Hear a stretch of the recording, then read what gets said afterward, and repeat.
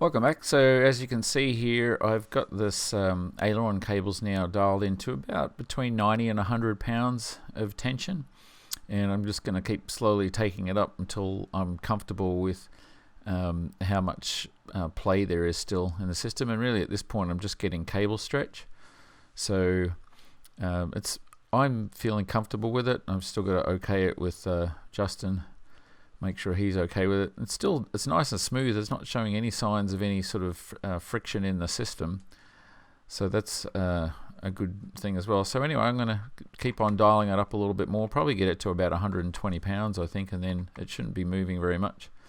And as you can see, I've got the ailerons dialed in, so they're nice and centered now, because that's how you can adjust whether they're both up a little bit or both down a little bit, is just by adjusting those turnbuckles.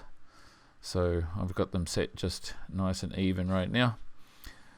So I'll keep working on that and getting it dialed in the last little bit, but I'm pretty happy with this solution at this point.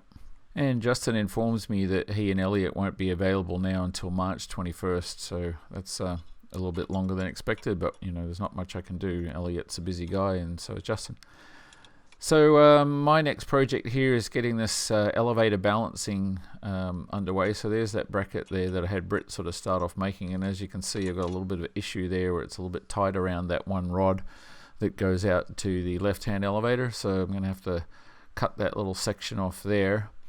And of course, because I don't have the bandsaw, and in fact you couldn't cut that with the bandsaw because of the fact that it's already put together. So out with a cut-off wheel, and got that bit done, and that's sped up there obviously. So yeah, there's a few mods that I had to make to this to get it to work, and then the original plan that I had of having the extension rod coming out between those two brackets wasn't going to work either, so I've had to change it up and have it so that extension bracket is off to one side of this bracket, as you'll see coming up. But this is what it looks like there. So now that I've gone and cleared off that one side of the bracket there, I really can't put that extension sort of rectangle tube where I wanted to, because it's just going to rub up against that vertical rod there that goes through the cabin actuator. So what I'm going to have to do is sort of mount it like this. I think you can kind of see how I've got it clamped into place there. It's on the outside, but this way I get the clearance that I need. But now I'm going to have to beef up that bracket a little bit more so it doesn't twist at all. So here I'm doing a few little more mods to it and just getting ready to take it over to Britt's, so I can cut up the last little pieces that I need to do to get it all together.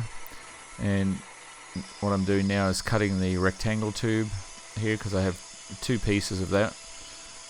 The first piece obviously mounts to that bracket, and then the second piece extends it out but also goes downward, and that way when it's mounted inside the nose there, I can get the weight that I'm going to be putting on it. I'm going to put a little bit of lead on the end there. I can get that exactly where I want it to be in terms of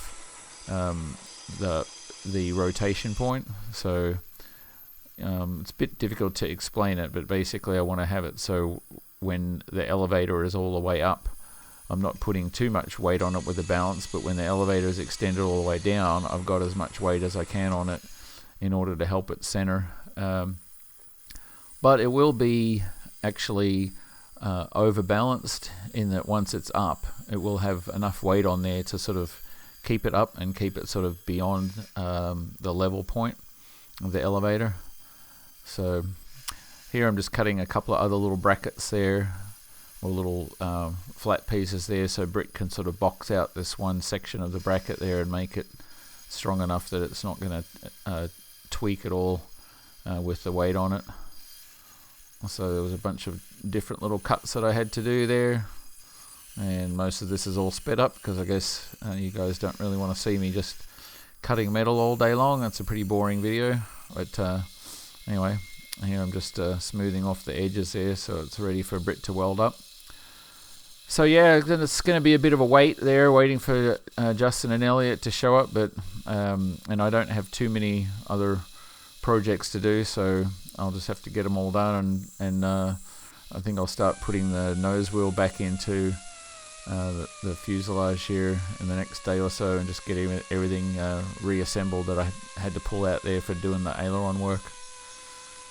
So that's a rectangle tube there, and I'm just getting that all prepped there so Britt can weld on that.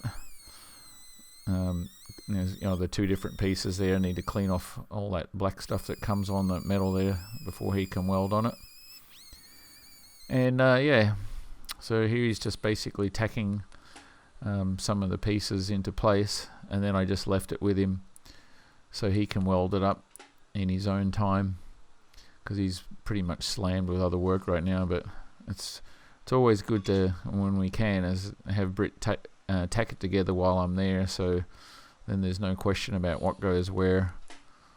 So yeah, you can see he's just putting a little flat piece in there which just boxes out that top section and is going to make it stronger.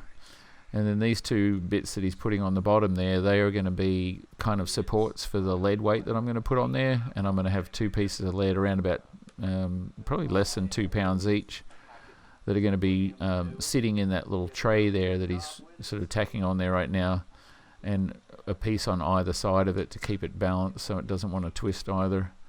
And then I'll just drill a hole through the lead in that bracket there, probably 1/4 inch or something, just put a bolt through there so that doesn't fall off, and that'll be, call it good. So now he's just putting those two arms together there, and it's a bit of a funky setup there, but it shouldn't weigh too much because of how long the arm is there. I shouldn't have to put too much lead on there to balance it out. And this is a much simpler way of balancing the elevator than trying to put some weights on the outside like what was done on the aileron. If I had to do that, the arm that we'd be looking at would be similar to this, and it would just look crazy stupid on the outside of the aircraft. So this will balance it out, and given that the rotation of that elevator is from the hinge point that's much below it, I don't think we have any problem really. It's not as critical, or not as sensitive, I should say, to being out of balance than what the ailerons were. So that's what it looks like there, just tacked together, and Britt's going to weld that up, and then I'll be able to get that installed. So tune in on Saturday and see where I'm at. Thanks again for watching.